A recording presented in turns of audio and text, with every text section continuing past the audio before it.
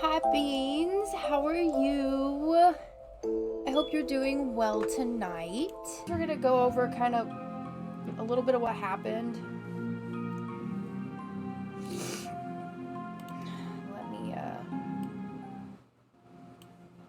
turn that way down.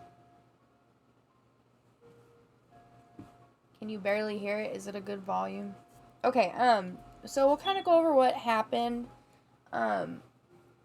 Connor, one of the main characters, he abducted Levi, technically, because he was on the run. But, sorry, my glasses need to be cleaned. Levi is a tithe, which basically means that the whole purpose of him being born was to be unwound when he turned 13.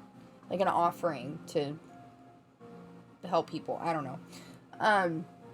So he's like this some twisted sense that, this is my purpose. You cannot stop me from being unwound. You guys are criminals because, Risa and Connor are trying not to be unwound. So they're all on the run now. Connor impulsively stole a storked baby off of some lady's porch. So now Risa, Connor, and Levi are stuck with the baby, and they were currently on a school bus. That's how they got away from these cops that were patrolling the neighborhood. They snuck onto a school bus, and now they're on their way to some school with some random baby that Connor abducted off someone's porch. So that's kind of where we're at right now in the book. We are going to continue on from chapter 13. Thank you everyone for being here tonight. I'm sure the next few chapters are going to be quite riveting. Chapter 13. Lev. This day has not gone according to plan. The plan was to get away as soon as they reached civilization. Lev could have run the moment they broke out of the woods. He could have, but he didn't. There'll be better times, he had thought. A perfect time would present itself if he had patience and kept watchful. Pretending to be one of them, pretending to be like them, had taken every ounce of Lev's will. The only thing that kept him going was the knowledge that very soon everything would be as it should be. When the police car had turned onto the street, Lev was fully prepared to throw himself at the car and turn himself in. He would have done it if it weren't for one thing. Their pictures weren't in the paper. That bothered Lev even more than the others. His family was influential. They were not to be trifled with. He felt certain that his face would be the biggest thing on the front page. When it wasn't, he didn't know what to think. Even Risa's theory that his parents wanted her and Connor killed seemed a possibility. If he gave himself up to the police, what if they turned and fired real bullets at Risa and Connor? Would the police do that?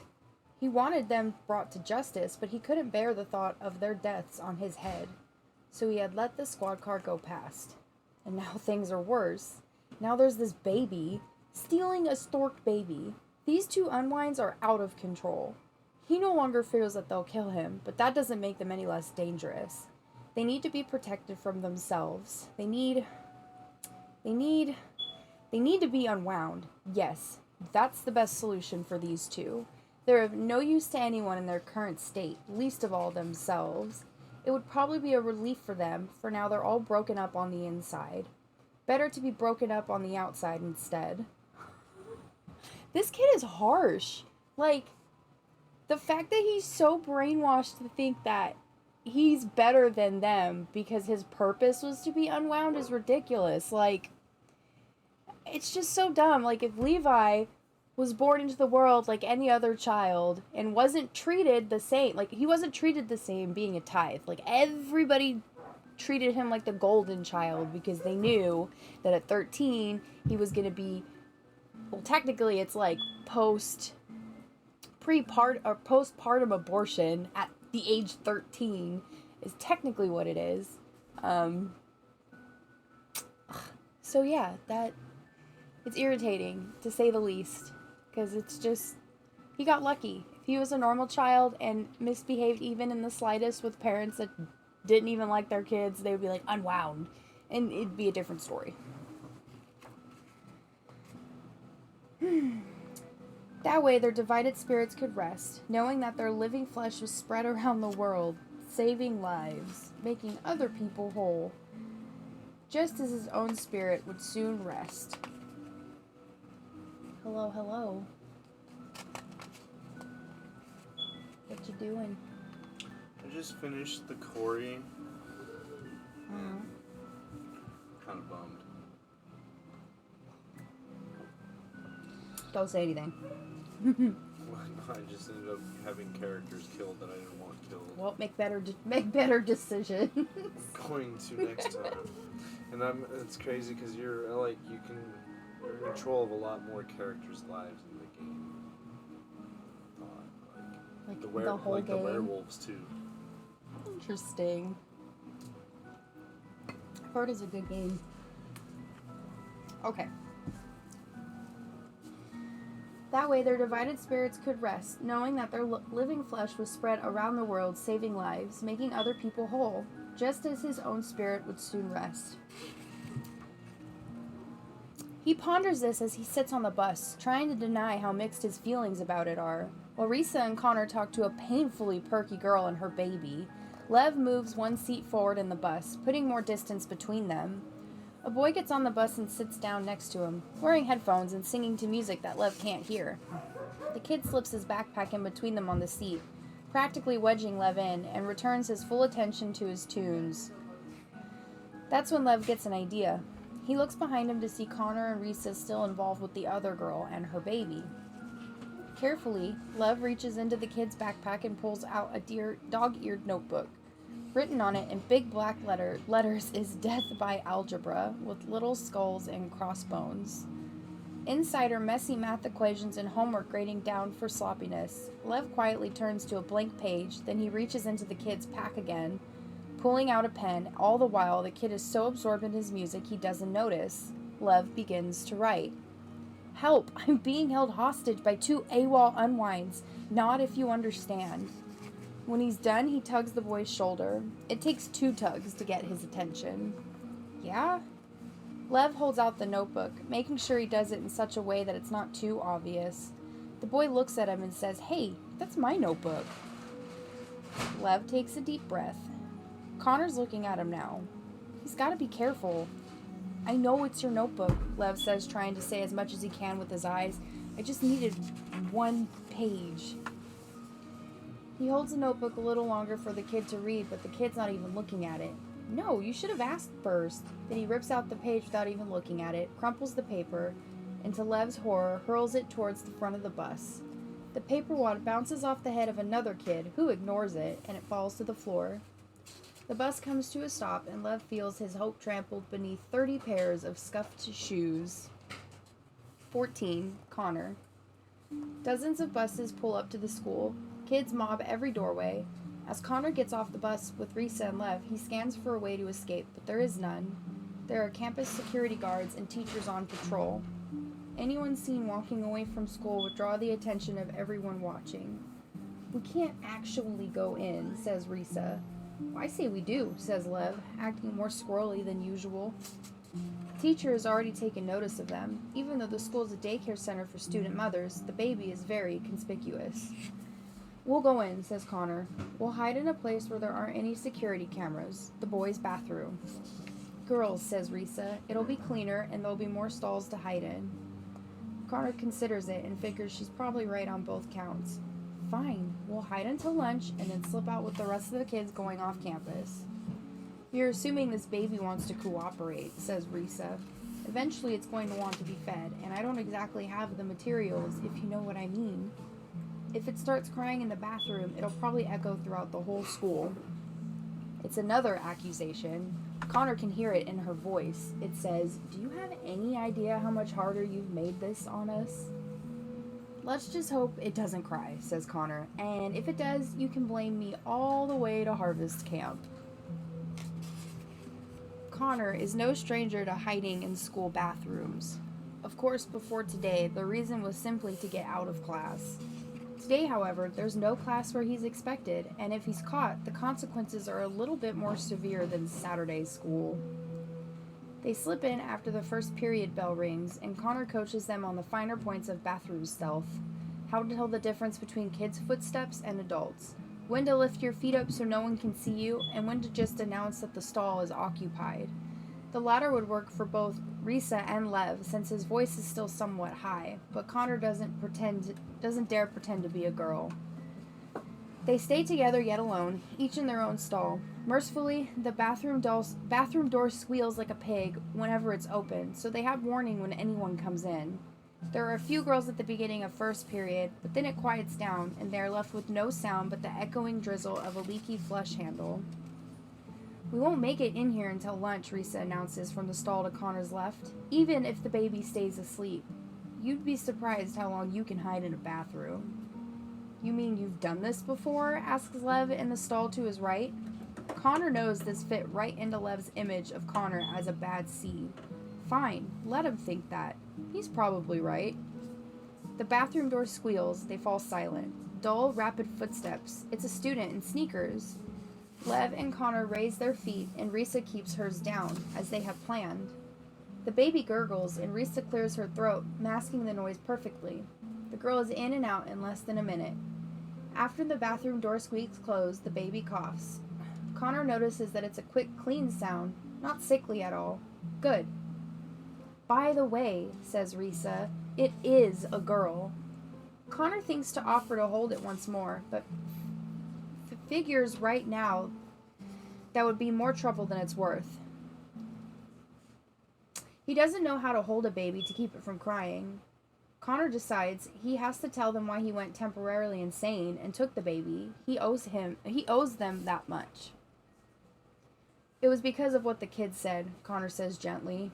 What? Back at that house, the fat kid at the door. He said they'd been storked again.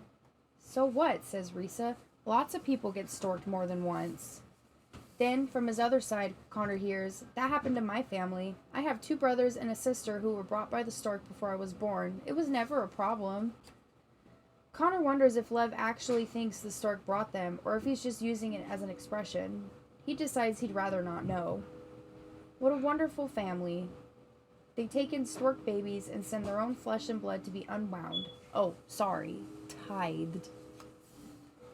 Clearly offended, Lev says, tithing's in the Bible. You're supposed to give 10% of everything, and storking's in the Bible too. No, it isn't.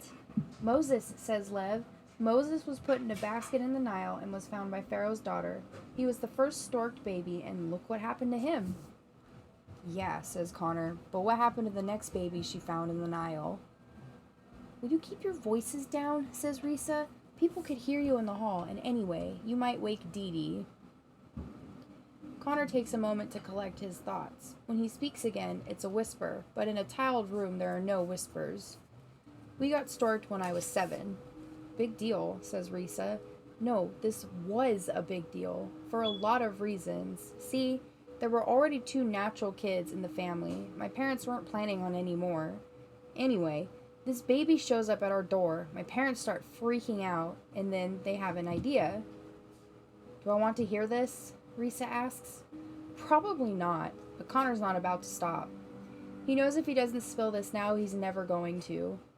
It was early in the morning, and my parents figured no one saw the baby left at the door, right? So the next morning, before the rest of us got up, my dad put the baby on a doorstep across the street. That's illegal, announces Lev. Once you get storked, that baby's yours. Yeah, but my parents figured, who's gonna know? My parents swore us to secrecy, and we waited to hear the news from across the street about their new, unexpected arrival. But it never came. They never talked about getting storked, and we couldn't ask them about it, because it would be a dead giveaway that we dumped the baby on them. As Connor speaks, the stall, as small as it is, seems to shrink around him. He knows the others are there on either side, but he can't help but feel desperately alone. Things go on like it never happened. Everything quiet for a while, and then 2 weeks later, I open the door, and there on that stupid welcome mat is another baby in a basket. And I remember I almost laughed. Can you believe it? I thought it was funny, and I turned back to my mother and I say, Mom, we got storked again, just like that little kid this morning said. My mom, all frustrated, brought the baby in, and that's when she realizes. Oh no, says Risa, figuring it out even before Connor says. It's the same baby. Connor tries to remember the baby's face, but he can't. All he sees in his mind's eye is the face of the baby Risa now holds. Turns out that baby had been passed around the neighborhood for 2 whole weeks, each morning left on someone else's doorstep, and now it's not looking too good. The bathroom door squeals and Connor falls silent. A flurry of footsteps, 2 girls. They chat a bit about boys and dates and parties with no parents around. They don't even use the toilets. Another flurry of footsteps. Heading out. The squeal of the door, and they are alone again. So what happened to the baby? Risa asks. By the time it landed on our doorstep again, it was sick. It was coughing like a seal, and its skin and eyes were swollen, or were yellow. Jaundice, says Risa gently. A lot of babies show up in stay-ho that way. Stop-ho? I don't know. My parents brought it to the hospital, but there was nothing they could do. I was there when it died. I saw it die. Connor closes his eyes and grits his teeth to keep tears back. He knows the others can't see them, but he doesn't want them to come anyway. I remember thinking, if a baby was going to be so unloved, why would God want it brought into the world? He wonders if Lev will have enough pronouncement on the topic. After all, when it comes to God, Lev claimed to have all the answers. But all Lev says is, I didn't know you believed in God. Connor takes a moment to push his emotions down, then continues. Anyway, since it was legally ours, we paid for the funeral. It didn't even have a name, and my parents couldn't bear to give it one. It was just Baby Lassiter, even though no one had wanted it. The entire neighborhood came to the funeral. People were crying like it was their baby that had died, and that's when I realized that the people who were crying, they were the ones who had passed that baby around. They were the ones, just like my own parents, who had a hand in killing it. There's silence now. The leaky flush handle drizzles. Next door in the boys' bathroom, a toilet flushes, and the sound echoes hollowly around them. People shouldn't give away babies that get left at their door, Lev finally says. People shouldn't stork their babies, Risa responds. People shouldn't do a lot of things, says Connor. He knows they're both right, but it doesn't make a difference. In a perfect world, mothers would all want their babies, and strangers would open up their homes to the unloved. In a perfect world, everything would be either black or white, right or wrong, and everyone would know the difference. But this isn't a perfect world. The problem is people who think it is. Anyway, I just wanted you to know. In a few moments, the bell rings, and there's commotion in the hall. The bathroom door creaks open, girls laughing, talking about everything and nothing. Next time, wear a dress. Can I borrow your history book? That test was impossible. Unending squeals from the door and constant tugs on Connor's locked stall. No one's tall enough to look over, and no one has any desire to look under. The late bell rings. The last girl hurries to class. They've made it to a second period. If they're lucky, the school will have a mid-morning break. Maybe they can sneak out then. In Reese's stall, the baby is making wakeful noises, not crying, but sort of clicking, on the verge of hungry tears. Should we change stalls? Asked Risa. Repeat visitors might get suspicious if they see my feet in the same stall. Good idea. Listening closely to make sure he can't hear any footsteps in the hall, Connor pulls open his stall, switching places with Risa. Lev's door is open as well, but he's not coming out. Connor pushes Lev's door open all the way. He's not there. Lev? He looks to Risa, who just shakes her head. They check every stall, then check the one Lev was in again, as if he might reappear, but he doesn't. Lev is gone, and the baby begins wailing for all it's worth. And this is where things get exciting. You know, obviously things are already exciting. Chapter 15. Lev. Lev is convinced his heart will explode in his chest. It will explode and he will die right here in his school hallway. Slipping out of the bathroom once the bell rang had been nerve-wracking. He had unlocked his stall door, and he had kept his hand on the handle for 10 minutes waiting for the electronic buzz of the bell to mask the sound of its opening. Then he had to make it to the bathroom entrance without the others hearing his brand new squeakers squeaking on the floor. Why did they call them sneakers if it was so hard to sneak in them? He couldn't open that squealing door, then walk out by himself. It was too conspicuous, so he waited until a bathroom-bound girl did it for him. Since the bell had just rung, he only had to wait a few seconds. She pulled open the door and he pushed his way past her, hoping she didn't say anything that would give him away. If she commented about a boy being in the girl's bathroom, Connor and Risa would know. Next time, wear a dress, the girl said to him as he hurried away, and her friend laughed. Was that enough to alert Connor and Risa to his escape? He hadn't turned back to find out. He had just pressed forward. Now he's lost in the hallways of a huge high school, his heart threatening to detonate at any second. A wild mob of kids hurrying to their new class surround him, bump him, disorient him. Most of the kids here are bigger than Lev, imposing, intimidating. This is how he always imagined high school, a dangerous place full of mystery and violent kids. He had never worried about it because he had always known he would never have to go. In fact, he only had to worry about getting partway through 8th grade. "Excuse me, can you tell me where the office is?" he asks one of the slower-moving students. The kid looks down at him as if Lev were from Mars. How could you not know that? And he just walks away, shaking his head.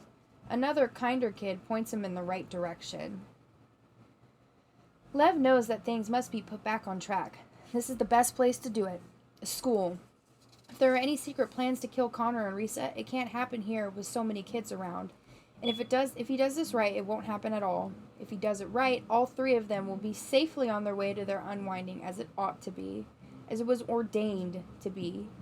The thought of it still frightens him, but these days of not knowing what the next hour will bring, that is truly terrifying. Being torn from his purpose was the most unnerving thing that had ever happened to Lev. But now he understands why God let it happen. It's a lesson. It's to show Lev what happens to children who shirk their destiny. They become lost in every way possible. He's acting like it was his choice to be abducted from the car. Like, bro, you're obviously more than happy to be pulled apart limb from limb so some stranger can have your arm and your heart or your foot. I don't friggin' know. Anything, really. Parts of your brain. It goes on. He enters the school's main office. Strangers always have my heart. Oh, hi, Icky. How long have you been? Arch, I feel it's just him resigning to the world and never fighting back. I mean, maybe. You mean Lev? I don't know. I mean, he doesn't feel like he needs to fight. Hey, that's my plan. Jokes, I hope. Let's see. Yeah, I don't know. He's just like so brainwashed that he's happy to do this. It's just crazy what indoctrination does to you. And this book was written a long time ago. I read this like back in high school. I wonder if it'll have the date. It should have the date, at least when it was published. So I feel like this book reflects a lot of 2007. It was written in 2007. It reflects a lot of... But you guys have a good stream. I still haven't eaten a real meal in a while. I'm going to lie down for a bit. Love you guys. And go eat. Go eat too, Icky. We love you too. And message me if you need anything. Alrighty. He enters the school's main office and stands at the counter waiting to be noticed. But the secretary is too busy shuffling papers. Excuse me? Finally, she looks up. Can I help you, dear? He clears his throat. My name is Levi Calder, and I've been kidnapped by 2 runaway unwinds. The woman, who wasn't really paying attention before, suddenly focuses her attention entirely on him. What did you say? I was kidnapped. We were hiding in a bathroom, but I got away. They're still there. They've got a baby, too. The woman stands up and calls out, her voice shaky, like she's looking at a ghost. She calls in the principal, and the principal calls in a security guard. A minute later, Lev sits in the nurse's office with the nurse, doting on him like he's got a fever. Don't you worry, she says. Whatever happened to you, it's all over now. From here in the nurse's office, Lev has no way of knowing if they've captured Connor and Risa. He hopes that, if they have, they don't bring him here. The thought of having to face them makes him feel ashamed. You should feel ashamed, Lev. Jeez. But he is brainwashed. Doing the right thing shouldn't make you ashamed. Maybe that's a key thought right there, Levi. Keep that in mind. The police have been called. Everything's been taken care of, the nurse tells him. You'll be going home soon. I'm not going home, he tells her. The nurse looks at him strangely and he decides not to go into it. Never mind. Can I call my parents? She looks at him, incredulous. You mean no one's done that for you? She looks at the school phone in the corner, then fumbles for a cell phone in her pocket instead. You call them and let her know you're okay, and talk as long as you'd like. She looks at him for a moment, then decides to give him his privacy, stepping out of the room. I'll be right here if you need me. Lev begins to dial but stops himself. It's not his parents he wants to talk to. He erases the numbers and keys in a different one, hesitates for a moment, then hits the send button. It's picked up on the second ring. Hello? Pastor Dan? There's only a split second of dead air, and then recognition. Dear God, Lev? Lev, is that you? Where are you? I don't know, some school. Listen, you have to tell my parents to stop the police. I don't want them killed. Lev, slow down. Are you all right?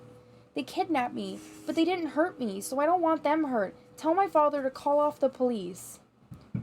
I don't know what you're talking about. We never told the police. Lev is not expecting to hear this. You never... What? Your parents were going to. They were going to make a whole big deal about it, but I convinced them not to. I convinced them that your being kidnapped was somehow God's will. Lev starts shaking his head like he can't shake the thought away.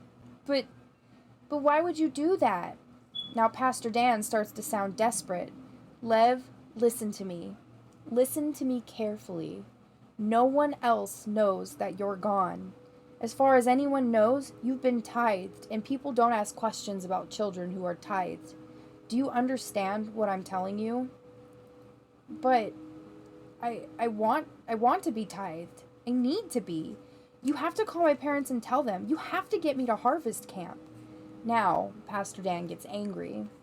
Don't make me do that. Please, don't make me do that. It's as if he's fighting a battle, but somehow it's not Lev he's battling. This is so far from Lev's image of Pastor Dan, he can't believe it's the same person he's known all these years. It's like an imposter has stolen the pastor's voice, but none of his convictions. Don't you see, Lev? You can save yourself. You can be anyone you want to be now. And all at once, the truth comes to Lev. Pastor Dan wasn't telling him to run away from the kidnappers that day. He was telling Lev to run away from him, from his parents, from his tithing. After all his sermons and lectures, after all that talk year after year about Lev's holy duty, it's all been a sham.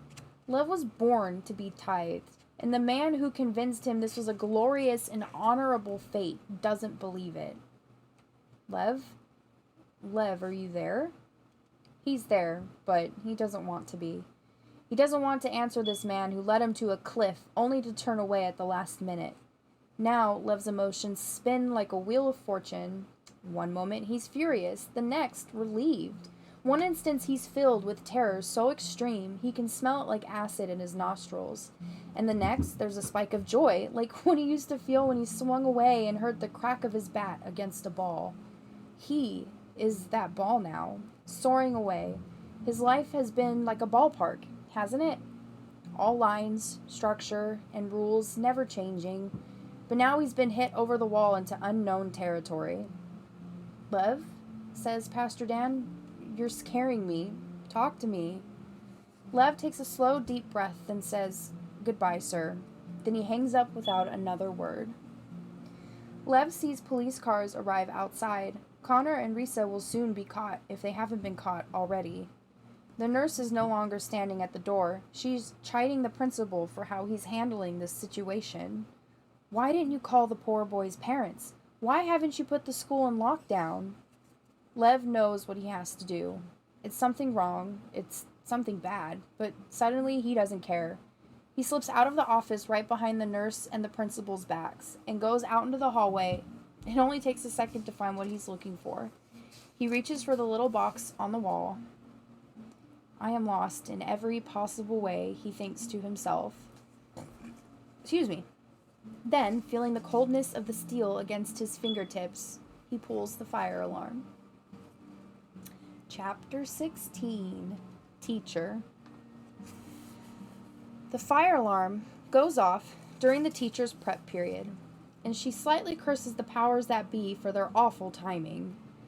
Perhaps, she thinks, if she can just stay in her empty classroom until the false alarm, and it's always a false alarm, is dealt with. But then, what kind of example would she be setting if students passing by looked in to see her sitting there? As she leaves the room, the hallways are already filling with students. Teachers try their best to keep them organized, but this is a high school. The organized lines of elementary school fire drills are long gone, having been replaced by the brazen, hormonal zigzags of kids whose bodies are too big for their own good. Then she sees something strange, something troubling.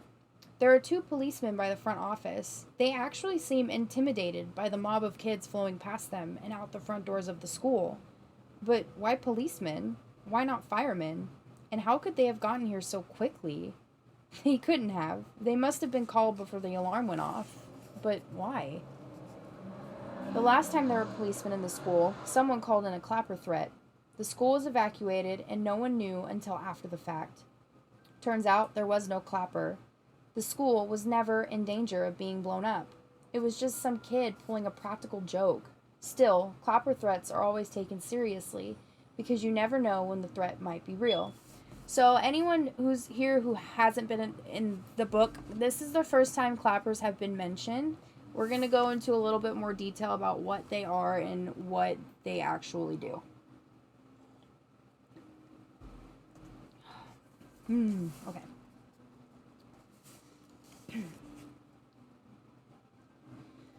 Please, no pushing, she says to a student who bumps her elbow. I'm sure we'll all make it outside. Good thing she didn't take her coffee. Sorry, Miss Steinberg.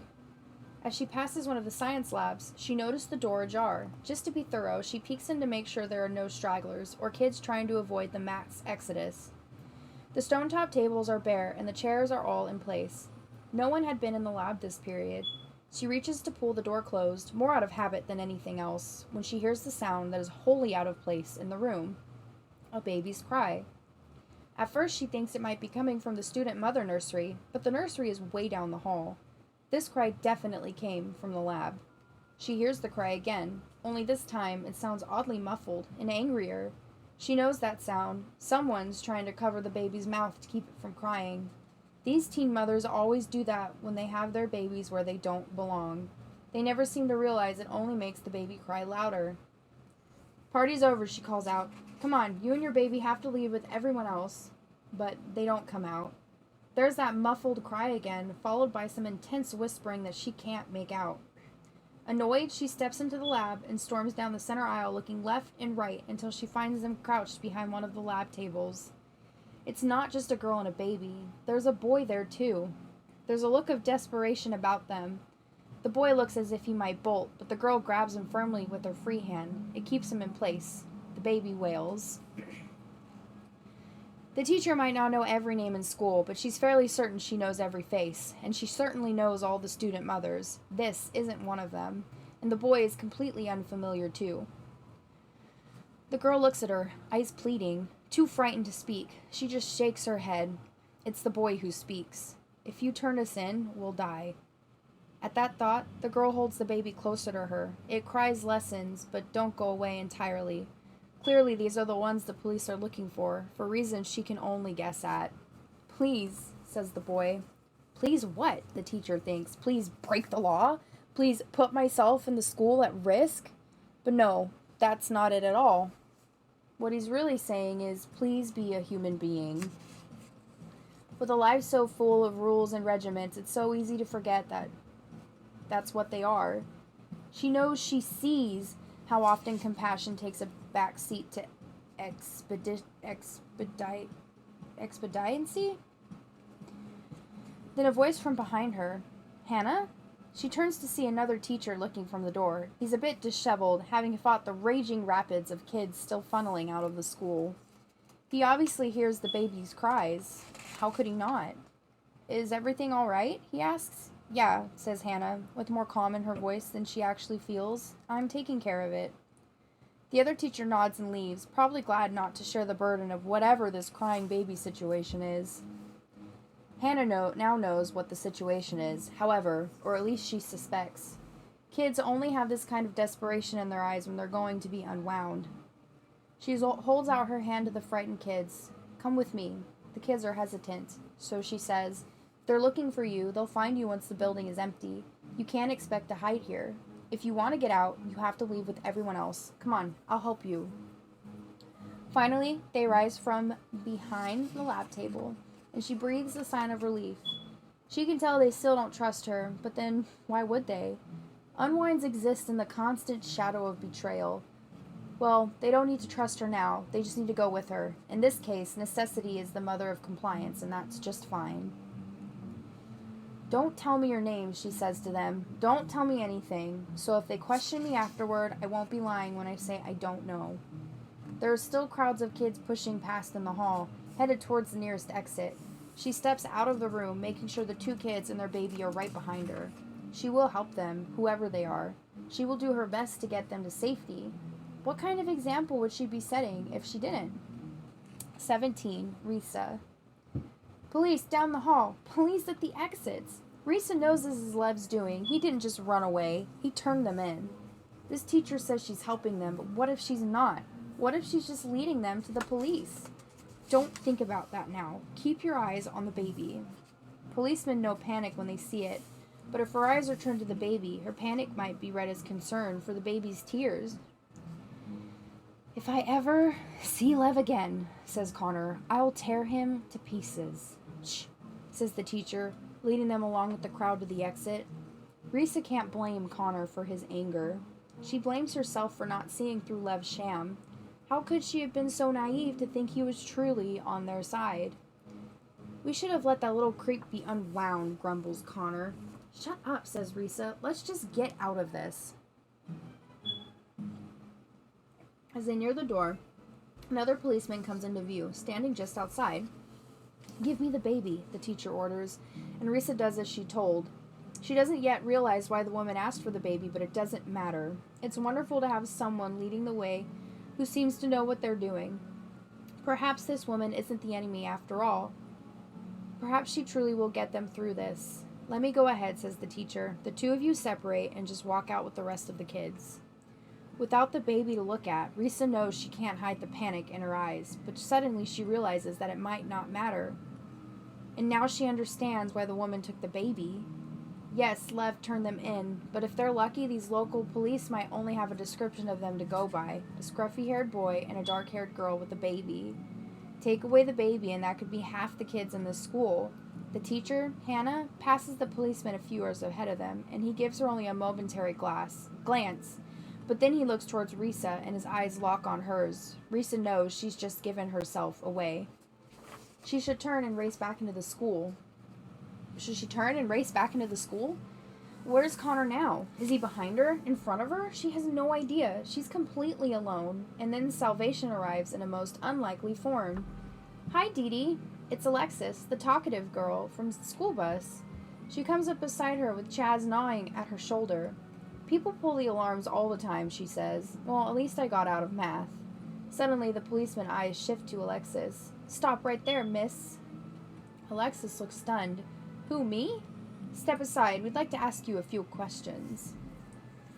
Risa walks right on past, holding her breath for fear that her gasp of relief might draw the officer's attention again. Risa no longer fits the profile of what they're looking for, but Alexis does. Risa doesn't look back. She just continues down the steps to the street. In a few moments, Connor catches up with her. I saw what happened back there. Your friend may have just saved your life. I'll have to thank her later. Up ahead, Hannah reaches into her pocket with her free hand, pulls out her car keys, and then turns left toward the faculty parking lot. It's all going to be okay, Risa thinks. She's going to get us out of here. Risa might just start believing in miracles and angels, and then she hears a familiar voice behind her. Wait, stop! She turns to see Lev. He's spotted them, and although he's far away, he's quickly working his way through the crowd. Risa, Connor, wait! It wasn't enough to just turn them in. Now he's leading the cops directly to them, and he's not the only one. Alexis still stands there with the policeman at the school's side entrance. From where she stands, she could easily see Risa, and she points Risa out to the cop. The cop instantly pulls out his radio to inform the other officers. Connor, we're in trouble. I know. I see it too. Wait, screams Lev, still far away but getting closer. Risa looks for Hannah, but she's vanished into the crowd of the kids in the parking lot. Connor looks at Risa, fear overwhelming the fury in his eyes. Run! This time, Risa doesn't hesitate. She runs with him, breaking toward the street just as a fire truck bursts onto the scene, sirens blaring.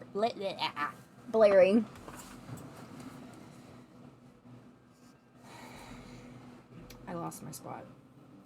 The truck stops right in front of their path. There's nowhere to run. The fire alarm had mercifully been pulled at the perfect time, and it's gotten them this far, but the commotion is fading. Kids are milling instead of moving, and the cops in every direction zero in on the two of them. What they need is a fresh commotion, something even worse than a fire alarm. The answer comes in even before Risa can formulate the entire idea in her mind. She speaks without even knowing what she's about to say. Start clapping. What? Start clapping. Trust me. A single nod from Connor makes it clear that he gets it, and he begins bringing his hands together slowly at first, then more and more quickly.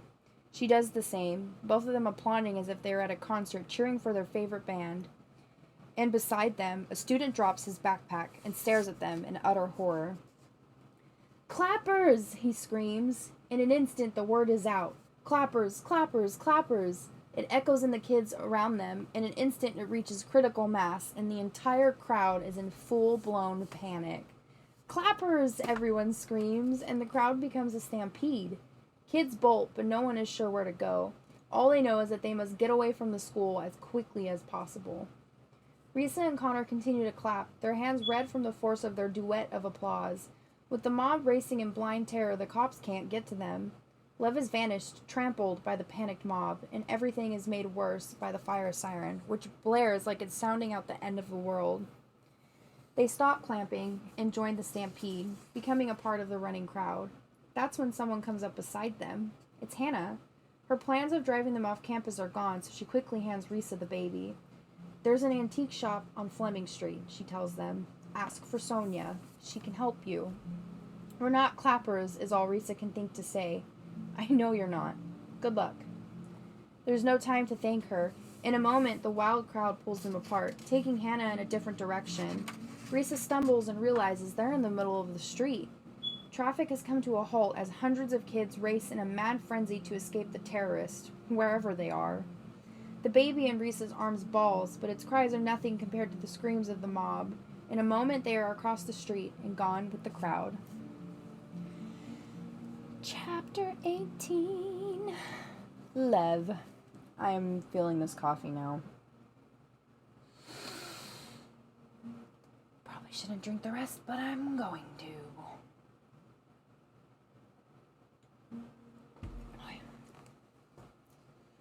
This is the true meaning of alone. Lev called her beneath the trampling feet of a stampeding crowd. Risa, Connor, help! He should have never called out their names, but it's too late to change that now. They ran from him when he called. They didn't wait. They ran. They hate him. They know what he did. Now hundreds of feet race over Lev like he's not there. His hand is stomped on. A boot comes down on his chest, and a kid springboards off of him to get greater speed. Clappers. They're all screaming about clappers. Just because he pulled that stupid alarm. He has to catch up with Risa and Connor. He has to explain, to tell them he's sorry, and that he was wrong to turn them in, and that he pulled the alarm to help them escape. Excuse me. He has to make them understand. They are his only friends now. They were, but not anymore. He's ruined everything. So I like a quick commentary. I like how the pastor, which is like the guy that Lev, like he said, did things with his entire life to prepare him for his tithing, is telling him to run. So he's like, wait, so, is this possible that this isn't right? That, this is some fucked up thing that we're doing? Hello, coffee mug. How are you? Welcome in. We've been reading for a good time now, but I can fill you in if you want. If not, we can just continue. Yeah, so I guess it's some kind of sweet payback of what's happening right now, but at the same time, it would be terrifying to be trampled by a bunch of people in a panic. But yeah, I guess my whole point was, I guess it's funny how, like, one little tidbit of information will make you, you know, rethink about all of the beliefs you've had and be like, wait a minute, is this even true? I'm just having my lunch being sad because of cyberpunk anime.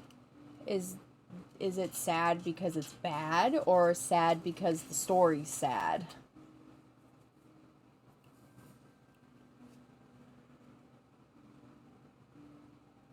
No, stop it. Stop it. Because story's sad as fuck. Oh no. I'd probably be having me bawling. I hope your lunch is good though. Yes, I hope your lunch is perfect. Alright, y'all. Chapter 18, Lev. It is good. That's awesome. Good food is awesome. This is... Oh, I already read all that. He has to catch up with Risa and Connor. I already read all that too. Finally, the stampede thins out enough for Lev to pick himself up. A knee of his jeans is torn. He tastes blood. He must have bitten his tongue. He tries to assess the situation. Most of the mob is off campus, in the street and beyond, disappearing down the streets. Only stragglers are left. Don't just stand there, says a kid hurrying past. There are clappers on the roof. No, says another kid. I heard they're in the cafeteria. All around Lev, the bewildered cops pace with a false determination in their stride, and pace with the same determination in the other direction, only to turn around and pace with the same determination in the other direction. Connor and Risa have left him.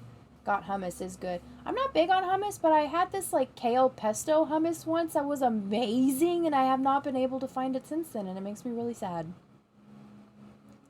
It was pretty fucking good. He realizes that if he doesn't leave now with the last of the stragglers, he'll draw attention to the police. He runs away feeling more helpless than a storked baby. He doesn't know who to blame for this. Pastor Dan for cutting him loose? Himself for betraying the only two kids willing to help him? Or should he blame God for allowing his life to reach this bitter moment?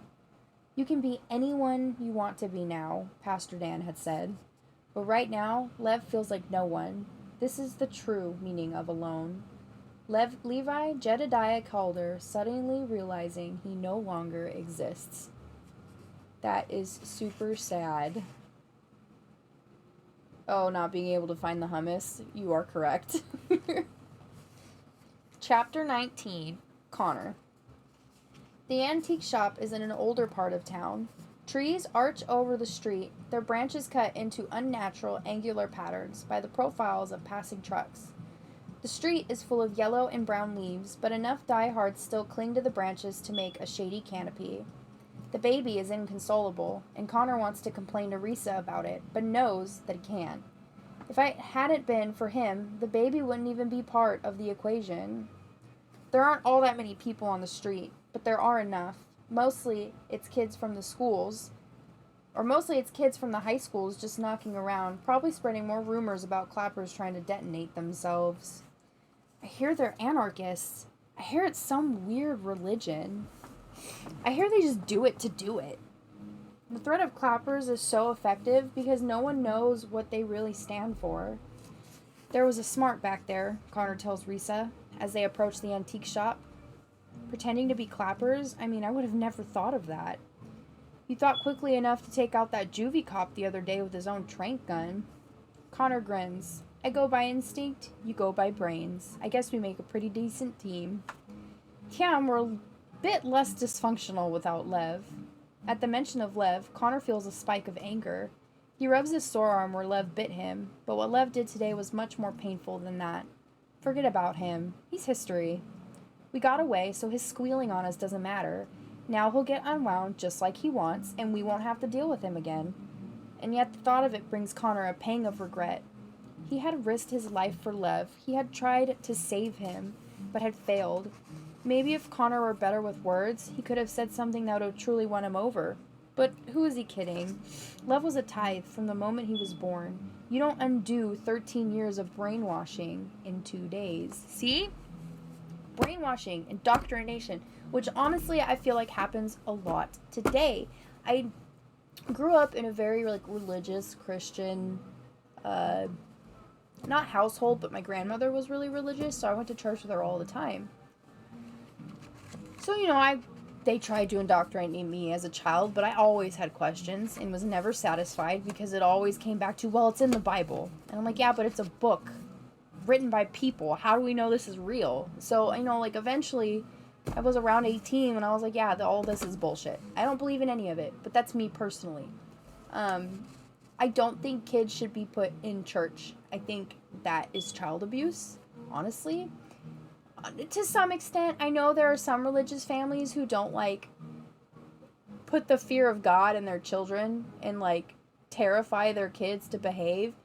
I can respect that. But if you're, taking your kid to church and you're teaching them to be really hateful and you're teaching them to fear God and because of that they got to be hateful towards certain people, then it's detrimental. There are real people who lives are affected by that mentality, LGBTQ, people of color, anyone who's not straight, cis, or white. So it's just, I don't know. Funny how it correlates in real life. The antique shop is old. White paint peels from the front door. Connor pushes open the door and bells hanging high on the door jingle. Low-tech intruder alert. There's one customer, a sour-faced man in a tweed coat. He looks up at them, disinterested and maybe disgusted by the baby, because he wanders deeper into the recesses of the cluttered store to get away.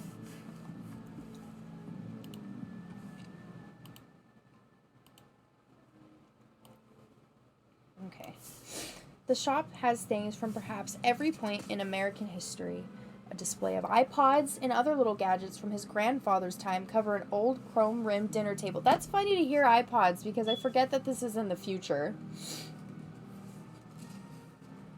Which makes it even more scary because the past of this book, the prequel to all of this fuckery, is what we're dealing with now.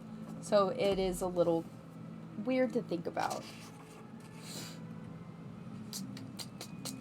The shop has things from perhaps... Oh, I already read all that. Okay.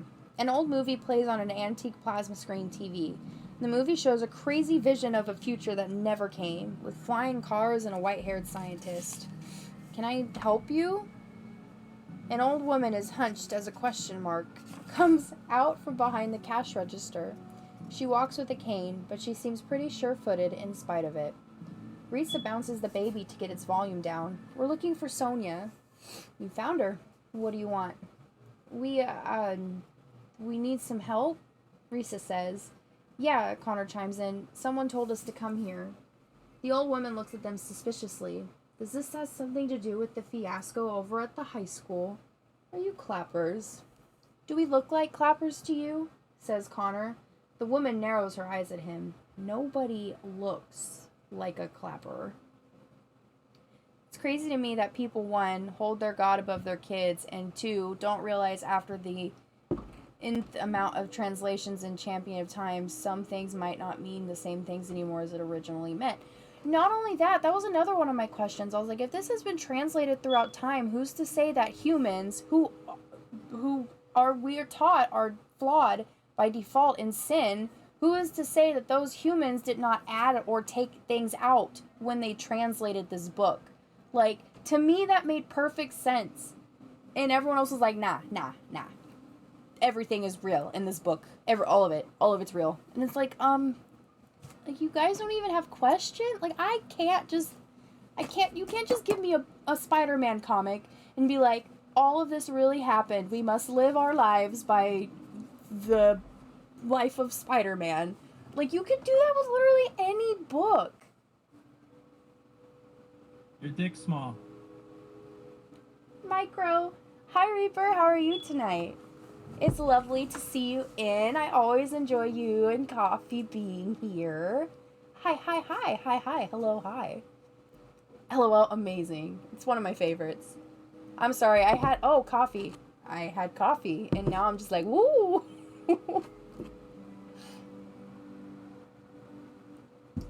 And popping faces on Call of Duty. I've never played Call of Duty. I probably suck at it very badly. I drink caffeine too. I would assume so.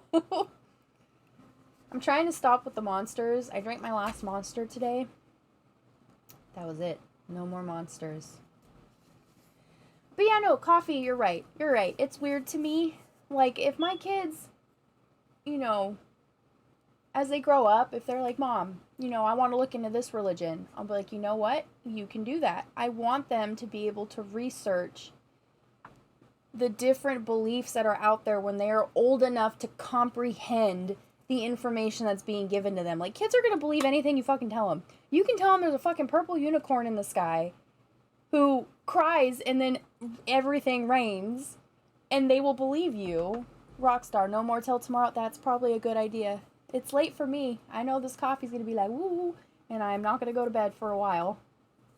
True. Right? So, I mean, I don't think it's right. Like, I know there's a difference between, like, teaching children the good things that, the concept of Jesus, God did do, because there are good lessons in the Bible. 9/11. It's 9/11 for me too. Hey, hey, hey. West Coast, baby. So I'm not saying the whole Bible is bad. There are good lessons in there, okay? I will admit that. And teaching your kids those good lessons, of course, is valuable, but you should not tell them that if they don't follow these lessons, they're going to go to hell and burn for all eternity. Like, you don't think that's going to scar a 5-year-old for life? It just, like, religious trauma is real. 12, 11 year. Oh, yeah, y'all are all the way on the opposite side. I knew that. I wanted to go to Sneaky's wedding, even though, like, I had just met her when all of this went down, but y'all live so far. I've never been on an airplane before. Honestly, I'm terrified. What if I die? What if I fall out of the sky and we land on some little kid at a park who's eating ice cream, and then we all die and take out the little kid eating ice cream? I can't do it. You watched it. Oh, that's sweet. Oh, yeah, because all of that was... I get it. So, yeah, I get the coffee mug. We agree. I like it. I guess inherently, like, everyone always thinks that I'm saying religion is a bad thing. Although I think organized religion can be bad. I don't think religion in and of itself is inherently bad. I think it depends on your perspective on it and how you practice it. I have nothing against the Bible, only the church. Exactly. Oh my God, right? That's the weird part about organized religion is the church and how there's like a hierarchy of, more levels in some religions than others. So, yeah, I agree. Alright, so I guess we'll finish up this chapter. Connor narrows his gaze to match hers, then goes over to the wall. He holds up his hands and jabs it forward with all his might, punching the wall hard enough to bruise his knuckles. A little painting of a fruit bowl falls off the wall.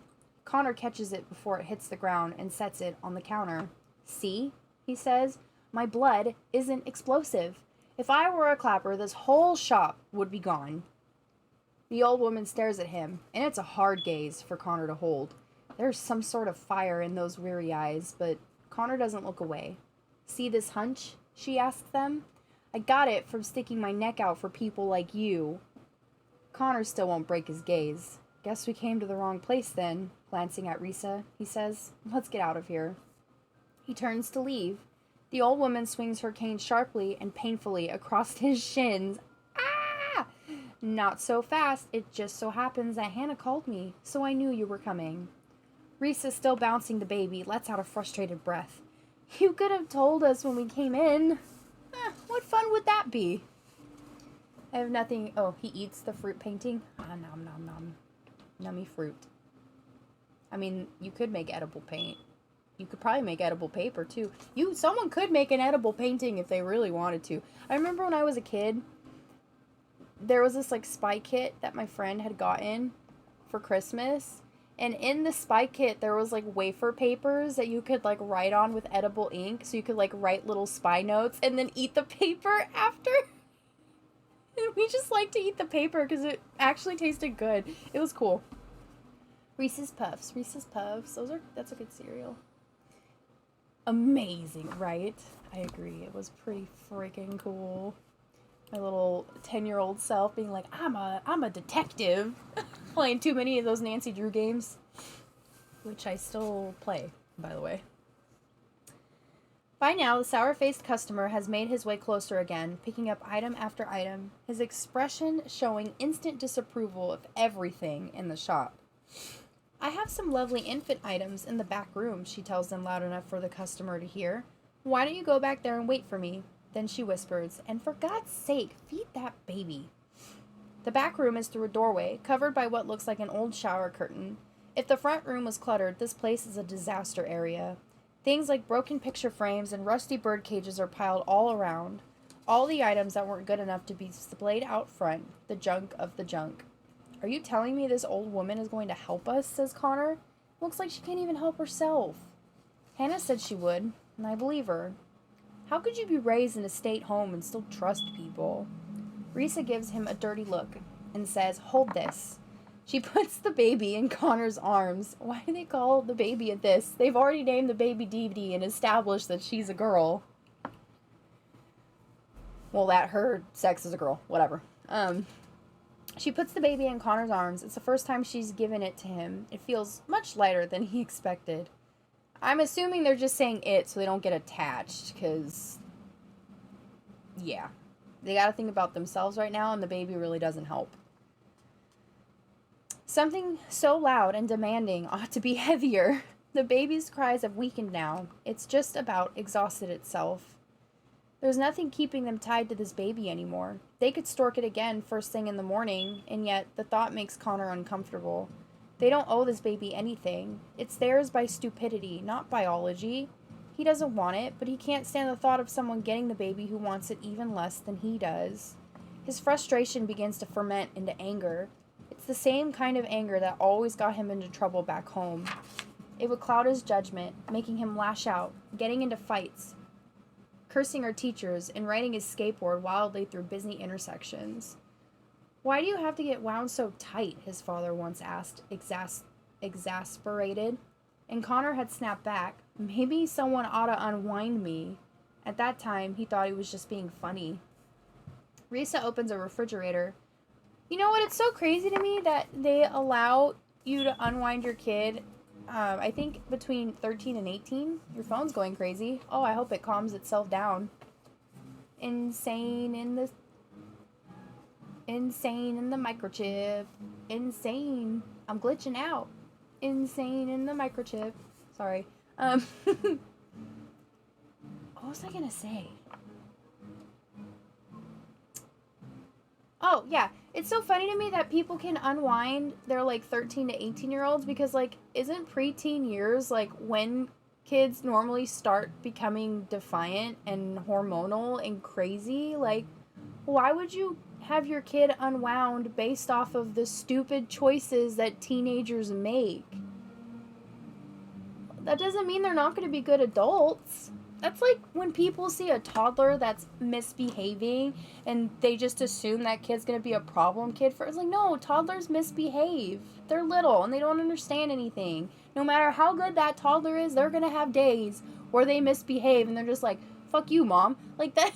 It's just how kids are. I mean, not all. I'm sure there's, a few exceptions of kids who are calm. But Nico was a fucking crazy toddler. He was insane.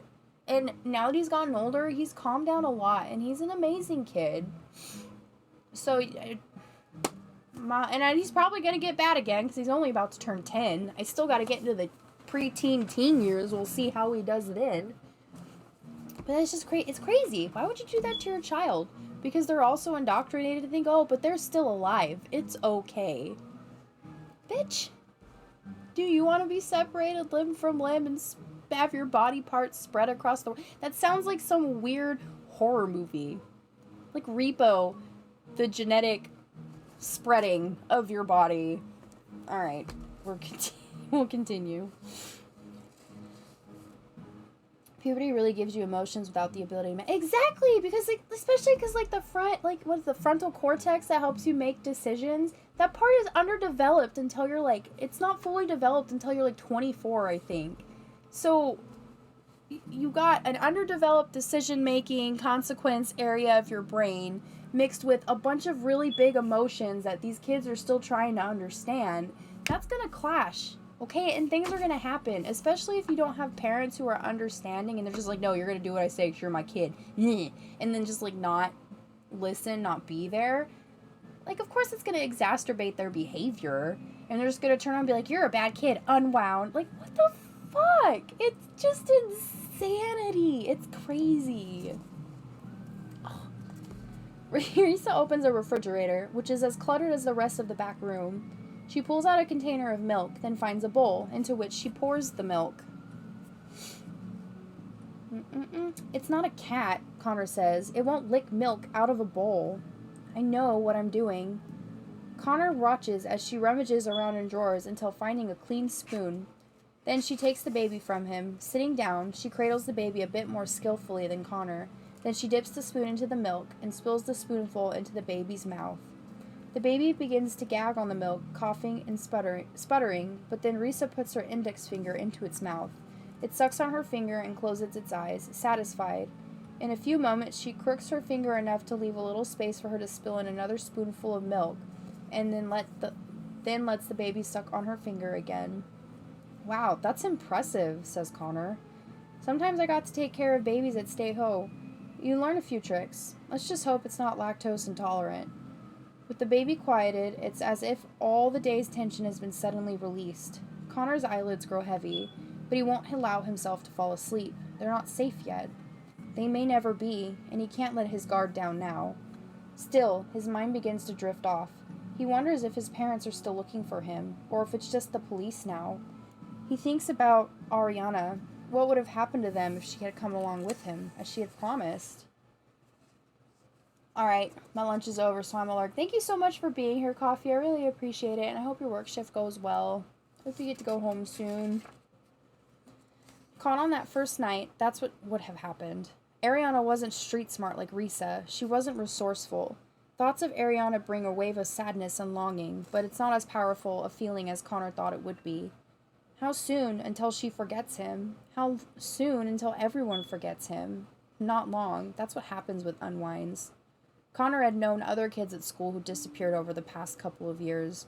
One day they just didn't turn up. Teachers would say they were gone or no longer enrolled. Those were just code words, though. Everyone knew what that meant. The kids who knew them would talk about how terrible it was and gripe about it for a day or two, and then it became old news. Unwinds didn't go out with a bang. They didn't even go out with a whimper. They went out with the silence of a candle flame pinched between two fingers. The customer finally leaves, and Sonia joins them in the back room. So, you're unwinds and you want my help. Is that it? Maybe just some food, says Connor. A place to rest for a few hours, and then we'll be on our way. We don't want to be any trouble, says Risa. The old woman laughs at that. Ha! Yes, you do. You want to be trouble to everyone you meet. She points her cane at Risa. That's what you are now. Trouble. In caps lock. Then she puts her cane down and softens a bit. That's not your fault, though.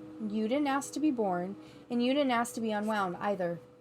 She looks back and forth between the two of them, then says to Risa, just as bald-faced as can be, if you really want to stay alive, honey, have him get you pregnant again. They won't unwind an expectant mother, so that will buy you 9 whole months. Risa drops her jaw, speechless, and Connor feels a flush come to his face. She wasn't pregnant the first time. It's not her baby. Or mine. Sonia considers this and takes a closer look at the baby. Not yours, Well, that explains why you're not breastfeeding. She laughs suddenly and sharply. It makes Connor and the baby jump. Risa isn't startled, just annoyed. She gets the baby's attention again with another spoonful of milk in her index finger. Are you going to help us or not? Sonia lifts her cane and wraps it against Connor's arm, then points to a huge truck covered with travel stickers. Think you're Beau? What's Beuf? Beau? Enough to bring that over here? Connor gets up, wondering what could possibly be of use to them in the trunk. He grabs onto it and struggles to push it across the faded Persian rug. Not much of a beau, are you? I never said I was. He inches the truck across the floor until it's right in front of her. Instead of opening it, she sits on top of it and begins to massage her ankles. So what's in it? Connor asks. Correspondence, she says, but it's not what's in it that matters. It's what's underneath. Then with her cane, she pushes away the rug where the trunk had been to reveal a trapdoor with a brass pull ring. Go on, says Sonia, pointing again with her cane. Connor sighs and grabs the ring, pulling open the trapdoor to reveal steep stone steps leading down into the darkness. Risa puts down her bowl and, holding the baby over her shoulder in burping position, approaches the trapdoor, kneeling beside Connor. This is an old building, Sonia tells them. Way back in the early 20th century, during the first Prohibition, they hid hooch down there. Hooch? Asked Connor. Alcohol. I swear this whole generation's the same. Caps lock. Ignorant. The steps down are steep and uneven. At first, Connor thinks Sonia will send them down alone, but she insists on leading the way. She takes her time. She seems more sure-footed on the steps than she does on level ground. Connor tries to hold her arm to give her support, but she shakes him off and throws him a nasty gaze. If I want your help, I'll ask, do I look feeble to you? Actually, yes. Looks are deceiving, she says. After all, when I saw you, I thought you looked reasonably intelligent. Very funny. At the bottom, Sonia reaches towards the wall and throws a light switch. Risa gasps, and Connor follows her gaze until he sees them. 3 figures, a girl and 2 boys. Your little family has just grown, Sonia tells them. The kids don't move. They appear to be close to Connor's and Risa's age. Fellow unwinds for sure. They look weary and exhausted. Connor wonders if he looks just as bad. For God's sake, stop staring, she says to them. You look like a pack of rats. Sonia shuffles around the dusty cellar, pointing things out to Risa and Connor. There are canned goods on these shelves and a can opener around somewhere. Eat whatever you want, but don't leave anything over, or we'll really see rats. Bathroom's back there. Keep it clean. I'll go out in a bit and get some formula and a baby bottle. She glances at Connor. Oh, and there's a first aid kit around here somewhere for the bite on your arm. Whatever that's all about. Connor suppresses a grin. Sonia doesn't miss a thing. How much longer? Asks the older of the 3 cellar rats. A muscular guy who looks at Connor with intense distrust, as if Connor might challenge his role as alpha male or something. What do you care, says Sonia. You've got a pressing appointment? The kid doesn't respond. He just glares at Sonia and crosses his arms, displaying a shark tattooed on his forearm. Ooh, thinks Connor with a smirk. Intimidating. Now I'm really scared. Sonia sighs. 4 more days until I'm rid of you for good. What happens in 4 days? Risa asks. The ice cream man comes. With that, Sonia climbs up the stairs faster than Connor thought she'd be able to. Trapdoor bangs closed. Dear sweet dragon lady won't tell us what happens next, says the second boy, a lanky blonde kid with a faint smirk that seems permanently fixed on his face. He has braces on teeth that don't appear to need them. Although his eyes tell of sleepless nights, his hair is perfect. Connor can tell that this kid, despite the rags he's wearing, comes from money. We get sent to a harvest camp and they cut us apart. That's what happens next, says the girl. She's Asian and looks almost as tough as the kid with the tattoo, with hair dyed a deep shade of pink and a spiked leather choker on her neck. Shark Boy looks at her sharply. Will you shut up with your end of the world crap? Connor notices that the kid has 4 parallel scratch marks on one side of his face, consistent with fingernails. The girl has a black eye. It's not the end of the world, she grumbles, just the end of us. You're beautiful when you're nihilistic, says the smirker. Shut up. You're only saying that because you don't know what nihilistic means. I kind of know what it means. Don't call me out, book. Risa gives Connor a look, and he knows what she's thinking. We have to suffer through 4 days with this crew? Still, she's the first to hold out her hand to them and introduce herself. Reluctantly, Connor does the same. Turns out, each of these kids, like every Unwind, has a story that ranks a 10 on the Kleenex scale. The smirker is Hayden, as Connor predicted. He comes from a ridiculously wealthy family. When his parents got a divorce, there was a brutal custody battle over him. 2 years and 6 court dates later, it still wasn't resolved. In the end, the only thing his mother and father could agree on was that each would rather see Hayden unwound than allow the other parent to have custody. Bro. What the fuck? I forgot about that. If you could harness the energy of my parents' spite, Hayden tells them, you could power a small city for several years. The girl is Mai.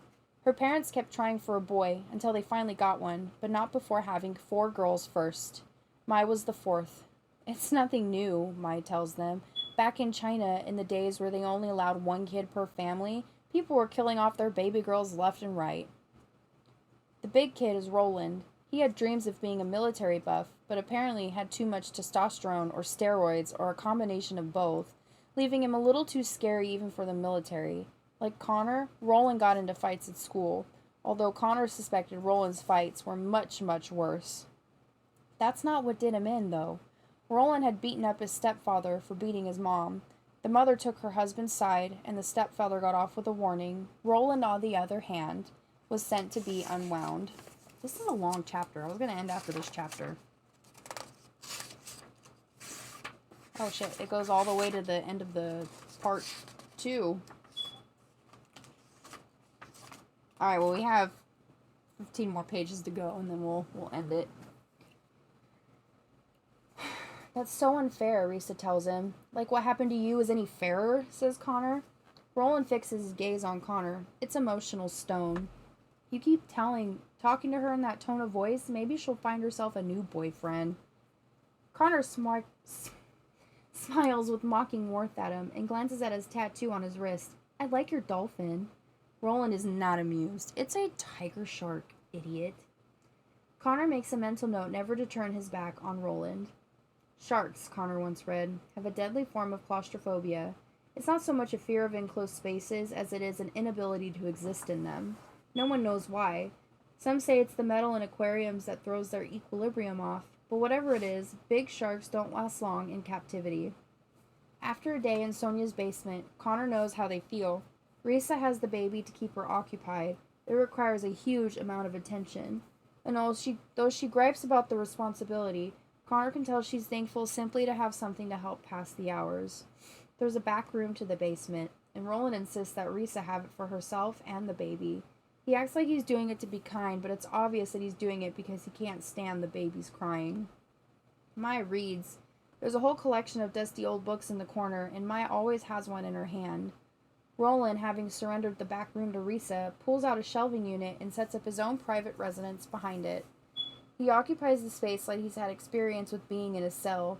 When he's not sitting in his little cell, he's recognizing the food in the basement into rations. I take care of the food, he announcements. Now that there's 5 of us, I'll redivide the rations and decide who gets what and when. I can decide what I want and when for myself, Connor tells him. Not gonna work that way, Roland says. I had things under control before you got here. It's gonna stay that way. Then he hands Connor a can of Spam. Connor looks at it in disgust. You want better, Roland says, then you get with the program. Connor tries to weigh the wisdom of getting into a fight over this, but wisdom rarely arrives when Connor is ticked off. It's Hayden who defuses the situation before it can escalate. Hayden grabs the can from Connor and pulls open the top.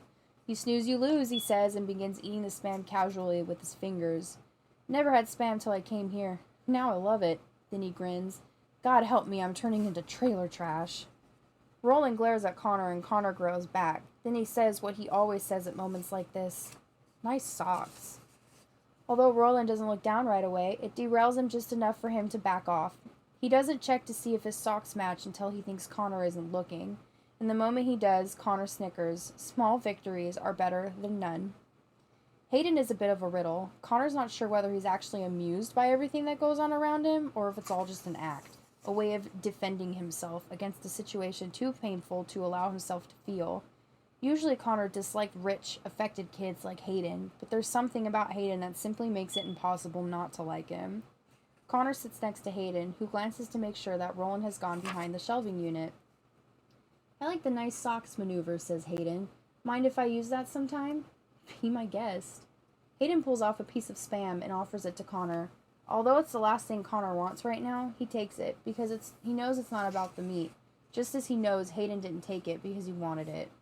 The chunk of processed ham passes from Hayden to Connor, and something between them relaxes. An understanding is reached. "I'm on your side," that piece of Spam says. "I've got your back." "Did you mean to have that baby?" Hayden asks. Connor considers how he might answer. He figures the truth is the best way to begin even a tentative friendship. "It's not mine." Hayden nods. "It's cool that you're hanging with her even though the kid's not yours." "It's not hers either." Hayden smirks. He doesn't ask how the baby came into their possession, but apparently the version he comes up with in his mind is far more entertaining than anything Connor can offer. "Don't tell Roland," he says. "The only reason he's being so nice to the two of you is because he believes in the sanctity of the nuclear family."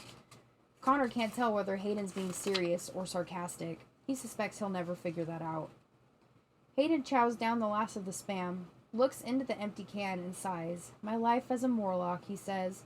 "Am I supposed to know what that is?" Light, sensitive, underground frogmen, often portrayed in bad green rubber costumes.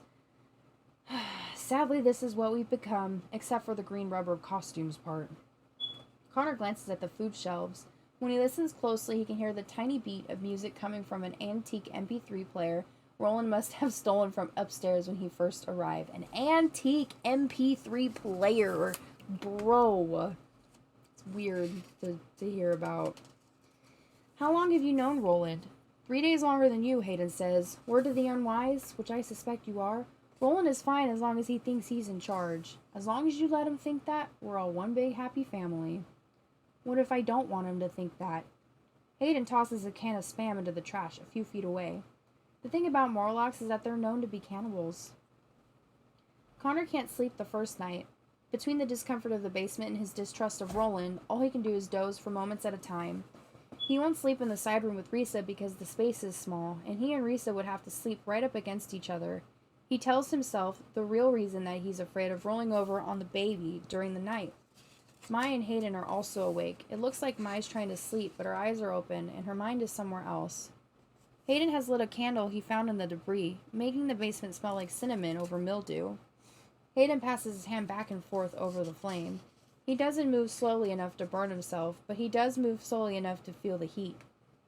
Hayden notices Connor watching him. "It's funny how a flame can only burn your hand if you move too slow," Hayden says. "You can tease it all you want and it never gets you, if you're quick enough." "Are you a pyro?" Connor asks. "You're confusing boredom with obsession." Connor can sense, however, that there's more to it. "I've been thinking about the kids that get unwound," says Hayden. "Why would you want to do that?" asks Connor. "Because," says Maya from across the room, "he's a freak." "I'm not the one wearing a dog collar." Maya flips Hayden the finger, which he ignores. "I've been thinking about how harvest camps are like black holes. Nobody knows what goes on inside." "Everybody knows what goes on," says Connor. "No," says Hayden. "Everybody knows the results, but nobody knows how unwinding works. I want to know how it happens. Does it happen right away? Or do they keep you waiting? Do they treat you kindly or coldly?" "Well," Mai sneers, "maybe if you're lucky, you'll get to find out firsthand." "You know what?" says Connor. "You think too much." Well, somebody has to make up for the collective lack of brain power down here. Now Connor finally begins to get it. Even though Hayden has put the candle down, all this talk of unwinding is just passing his hand across the flame. Or all this talk of unwinding is just like passing his hand across the flame. He likes to linger at the edge of dangerous places, dangerous thoughts. Connor thinks about his own favorite edge, behind the freeway road sign. In a way, they're both alike. "Fine," Connor tells him. "Think about stuff until your head explodes. The only thing I want to think about is surviving to 18. I find your shallowness both refreshing and disappointing at the same time. Do you think that means I need therapy?" "No, I think your parents deciding to unwind you just to spite each other means you need therapy." "Good point. You have a lot of insight for a Morlock." Then Hayden gets quiet for a moment. The smirk on his face fades. "If I actually get unwound, I think it will bring my parents back together." Connor doesn't have the heart to burst his fantasy, but Mai does. "Nah, if you get unwound, they'll just blame each other for it and hate each other even more." "Maybe," says Hayden. Maybe they'll finally see the light and it will be Humphrey Dunphy all over again. Who? Says May. They both turn towards her. Okay, quick insight for people who weren't in the beginning of the book. Humphrey Dunphy is like this Unwind legend that they haven't really talked about yet. They just mentioned that this kid is like a legend and how everybody knows about the story of Humphrey Dunphy, the Unwind. Maybe we'll find out now because Mai doesn't know.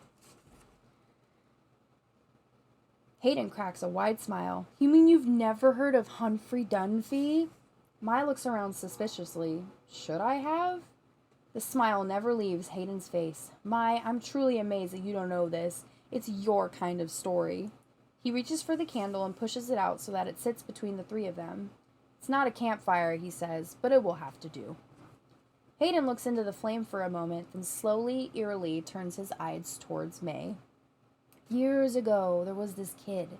His name wasn't really Humphrey. It was probably Hal or Harry or something like that. But Humphrey kind of fits, considering. Anyway, one day his parents signed the order to have him unwound. Why? Asks May. Why do any parents sign the order? They just did, and the juvie cops came for him bright and early one morning. They snatch him, ship him off, and it's over for him. He's unwound without a hitch. So, that's it? Asks Mai. No, because there is a hitch, says Connor, picking up where Hayden left off. See, the Dunphys, they're not what you call stable people. They were a little bit nuts to begin with. But after their kid is unwound, they lose it completely. Now May's tough girl exterior is all but gone. She truly is like a little kid listening wide-eyed to a campfire story. What did they do? They decided they didn't want Humphrey unwound after all, says Hayden. Wait a second, says Mai. You said they already unwound him. Hayden's eyes look maniacal in the candlelight. They did. Mai shudders. Here's the thing, says Hayden. Like I said, everything about Harvest Camp is a secret. Even the records of who receives what once the unwinding is done. Yeah, so? So the Dunphys found the records. The father, I think, worked for the government, so he was able to hack into the parts department. The what? Hayden sighs. The National Unwind Database. Oh. And he gets a printout of every single person who received a piece of Humphrey. Then the Dunphys go traveling around the world to find them, so they can kill them, take back the parts, and bit by bit make Humphrey whole. No way. That's why people call him Humphrey, Connor adds, because all the king's horses and all the king's men couldn't put Humphrey together again. The thought hangs heavy in the air until Hayden, leaning forward, I like how it's like Humphrey and not Humpty. Like, is that supposed to be through the years the name changed? The thought hangs heavy in the air until Hayden, leaning forward over the candle, suddenly throws his hands out towards Mai and shouts, "Boo!" They all flinch in spite of themselves, Mai most of all. Connor has to laugh. Did you see that? She practically jumped out of her skin. Better not do that, Mai, says Hayden. Jump out of your skin and they'll give it to somebody else before you can get it back. You can both just take a flying leap, Mai tries to punch Hayden, but he easily evades her. That's when Roland appears from behind his bookshelves. What's going on here? Nothing, says Hayden, just telling ghost stories. Roland looks at the three of them, clearly irritated and distrustful of any situation not involving him. Yeah, well, get to bed. It's late. Roland lumbers back to his corner, but Connor's sure he's monitoring the conversation now, probably paranoid that they're plotting against him. Roland lumbers back to his corner, but Connor's sure he's monitoring the conversation. Oh, I already read that. Ha! Connor keeps his opinion to himself, but Hayden says, I knew a kid who used to tell people that he had Humphrey's liver. Then one day he disappeared and was never seen again. People said he just got unwound, but then again, maybe the Dunphys got him. Then Hayden blows out the candle, leaving them in darkness. On Connor and Reese's third day there, Sonia calls each of them upstairs, but one at a time in the order they'd arrived. First, the thieving ox, she says, pointing down the stairs at Roland. Apparently, she knows about the stolen MP3 player. What do you suppose the dragon lady wants? Hayden asks after the trapdoor is closed. To drink your blood, says Mai. Beat you with her cane for a while. Stuff like that. I wish you'd stop calling her the dragon lady, Risa said. She's saving your ass. The least you can do is show some respect. She turns towards Connor. You want to take Dee Dee? My arms are getting tired. Connor takes the baby, cradling it a bit more skillfully than he had before. Maya looks at him with mild interest. He wonders if Hayden told her that they're not really the baby's parents. Roland comes back from his appointment with Sonia half an hour later and says nothing about it. Neither does Maya when she comes back. Hayden takes the longest, and when he returns, he's closed-mouthed too, which is strange for him. It's unsettling. Connor goes next. It's night outside when he goes upstairs. He has no idea what time of night. Sonia sits with him in her little back room, putting him in an uncomfortable chair that wobbles whenever he moves. You'll be leaving here tomorrow, she tells him. Going where? She ignores the question and reaches into the drawer of an old roll-top desk. I'm hoping you're at least semi-literate. Why? What do you want me to read? You don't have to read anything. Then she pulls out several sheets of blank paper. I want you to write. What, my last will and testament? Is that it? A will implies you have something to pass on, which you don't. What I want you to do is write a letter. She hands him the paper, a pen, and an envelope. Write a letter to someone you love. Make it as long as you want or as short as you want. I don't care. But fill it with everything you wished you could say, but never had the chance. Do you understand? What if I don't love anybody? She purses her lips and shakes her head slowly.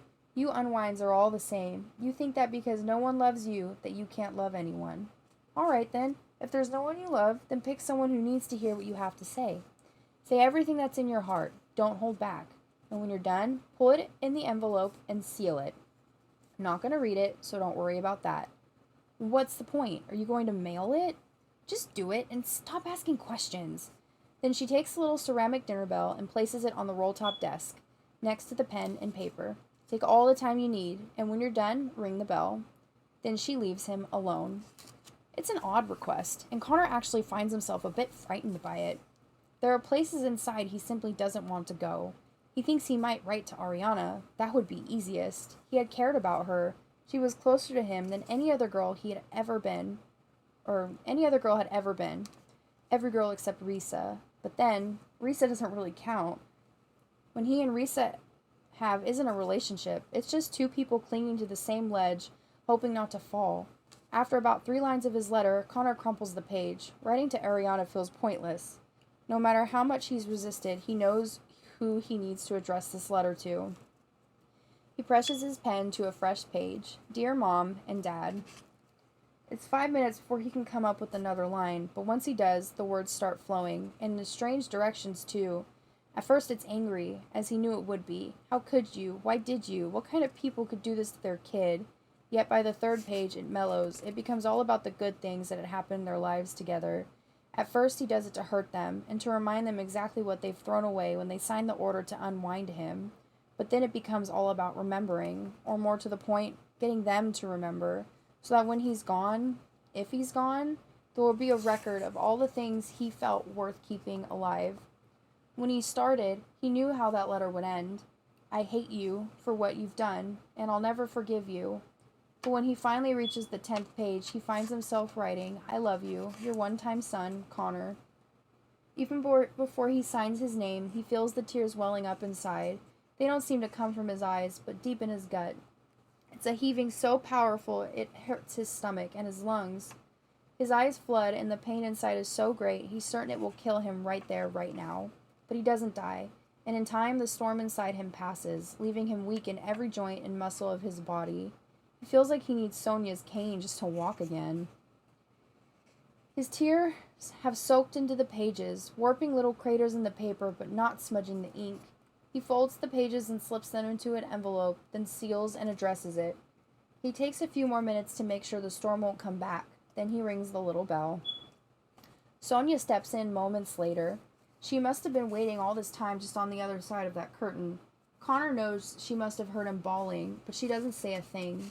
She looks at his letter, hefts it in her hand to feel its weight, and raises her eyebrows, impressed. Had a lot to say, did you? Connor only shrugs. She puts the envelope face down on the table again. Now I want you to put a date on the back. Write down the date of your 18th birthday. Connor doesn't question her anymore. He does as she asks. When he's done, she takes the envelope from him. I'm going to hold this letter for you, she tells him. If you survive to 18, you must promise that you'll come back here to get it. Will you make me that promise? Connor nods. I promise. She shakes the letter at him to help make her point. I will keep this until a year after your 18th birthday. If you don't come back, I'll assume you didn't make it, that you were unwound. In that case, I'll send the letter myself. Then she hands the letter back to him, stands and goes over to the old trunk that had covered the trapdoor. She opens the latch, and although it must be heavy, heaves open the lid to reveal envelopes, hundreds of them, filling the trunk, almost up to the top. Leave it here, she says. It will be safe. If I die before you come back, Hannah has promised to take care of the trunk. Connor thinks of all the kids Sonia must have helped to have this many letters in her trunk, and he feels another wave of emotion taking hold of his gut. It doesn't quite bring him to tears, but it makes him feel all soft inside.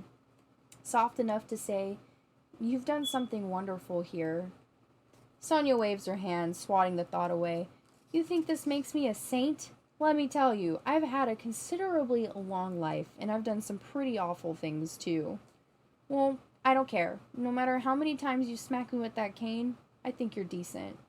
"Maybe. Maybe not. One thing you've learned when you lived as long as I have, people aren't all good, and people aren't all bad. We move in and out of darkness and light all of our lives. Right now, I'm pleased to be in the light." On his way downstairs, she makes sure to smack him on the butt with her cane hard enough to sting, but it only makes him laugh.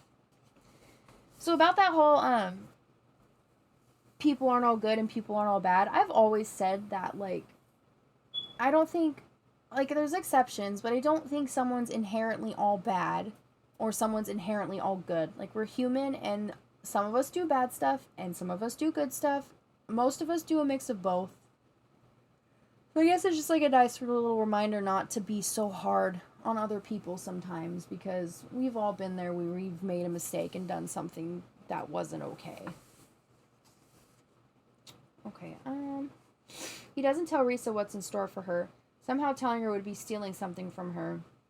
Let this be between her, Sonia, the pen, and the page, as it had been for him.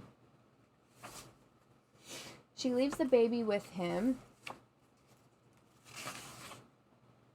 as she goes up to face the old woman. It's asleep, and right now in this place and at this moment, there's something so comforting about holding it in his arms. He's thankful he saved it.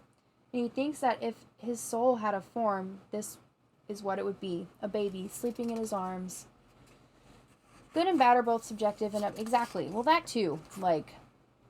It's not just black and white. So, okay, so this is the last chapter before we go into part 3.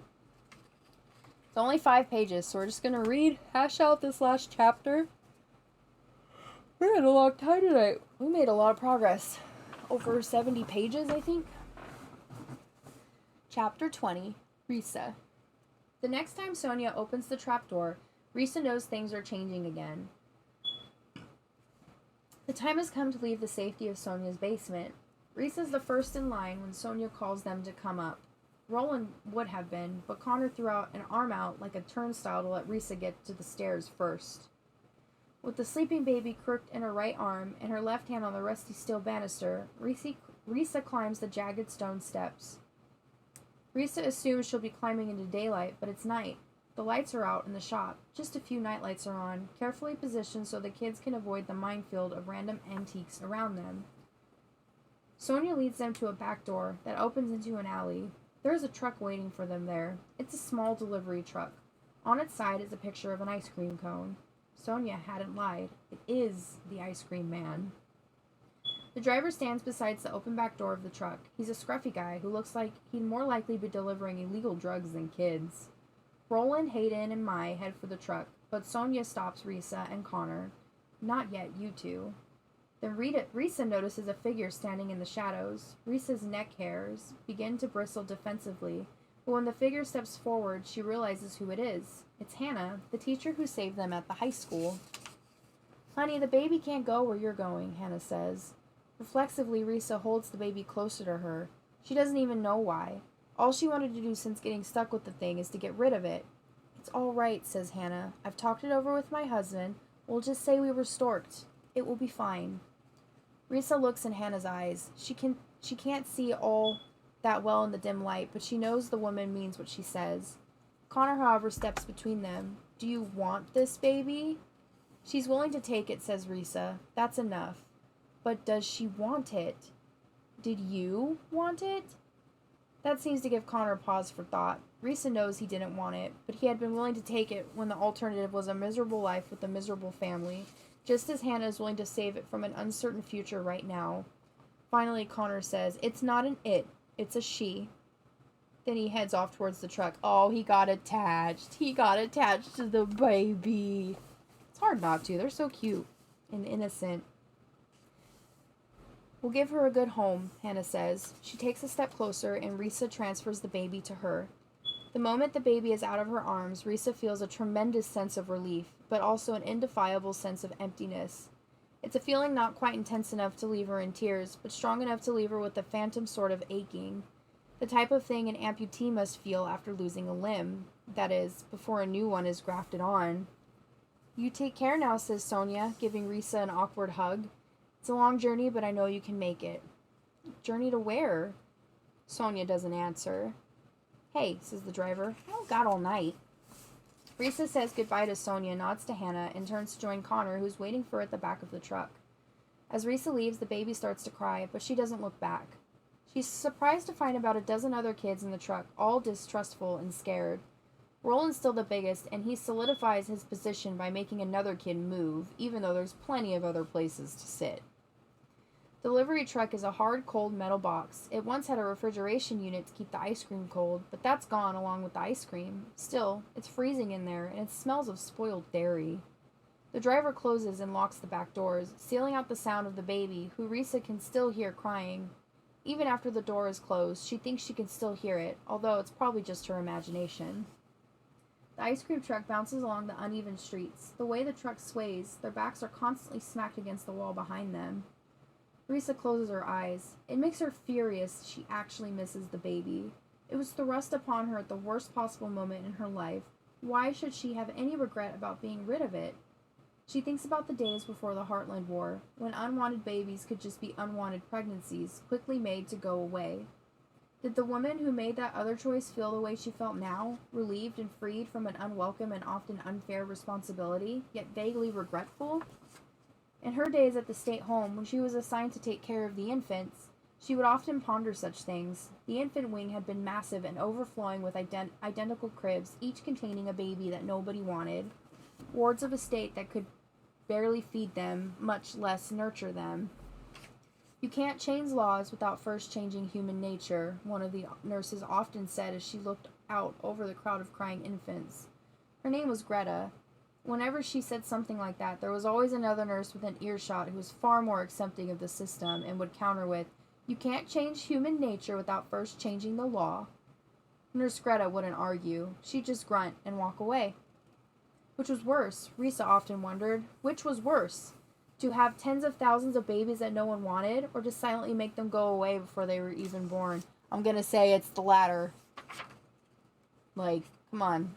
Were you gonna make these kids be born and have miserable ass lives because you wanted to save a baby but then not care about the baby after it's born? What does that remind you of, everyone?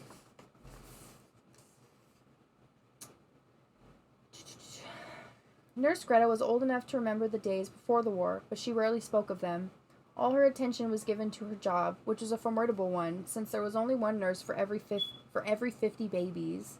"In a place like this, you have to practice triage," she told Risa, referring to how, in an emergency, a nurse had to choose which patients would get medical attention.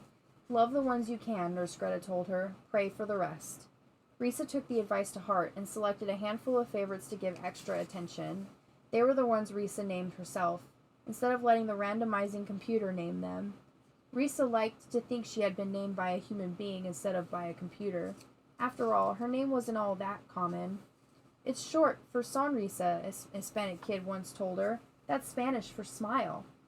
Risa didn't know if she had any Hispanic blood in her, but she liked to think that she did. It connected her to her name. "What are you thinking about?" Connor asked, tearing her out of her thoughts and bringing back to an uneasy reality around them. "None of your business." Connor doesn't look at her. He seems to be focusing on a big rust spot on the wall, thinking, "You okay about the baby?" he asks. Of course, her tone is intentionally indignant, as if the question itself offended her. "Hannah will give her a good home," Connor says. "Better than us, that's for sure. And better than that beady-eyed cow got storked. He hesitates for a moment, then says, taking that baby was a massive screw-up, I know, but it ended okay for us, right? And it definitely ended better for the baby. Don't screw up like that again, is all Risa says. Roland, sitting towards the front, turns to the driver and asks, where are we going? You're asking the wrong guy, the driver answers. They give me an address, I go there, I look the other way, and I get paid. This is how it works, says another kid who had already been in the truck when it arrived at Sonia's. We get shuffled around, one safe house for a few days, then another, and then another. Each one is a little bit closer to where we're going. You gonna tell us where that is? Asks Roland. The kid looks around, hoping someone else might answer for him, but no one comes to his aid, so he says, well, it's only what I hear, but they say we end up in a place called the graveyard. No response from the kids, just the rattling of the truck. The graveyard. The thought of it makes Risa even colder. Even though she's curled up knees to chest, arms wrapped tight around her like a straitjacket, she's still freezing. Connor must hear the chattering of her teeth because he puts his arm around her. I'm cold too, he says. Body heat, right? And although she has an urge to push him away, she finds herself leaning into him until she can feel his heartbeat in her ears. Part 3, Transit. Oh, we have made it to page 119. That is a pretty... We're not quite halfway through yet, but we made a good dent in the book tonight. So, I don't know. From what y'all heard, what do you think about where we're at? You know, these kids are finally starting to get help. Or at least get somewhere where they'll be more safe. Well, safer than they are now. And Levi, see? I told you Levi would be the one. Nani! I told you Levi would be the one to turn him in.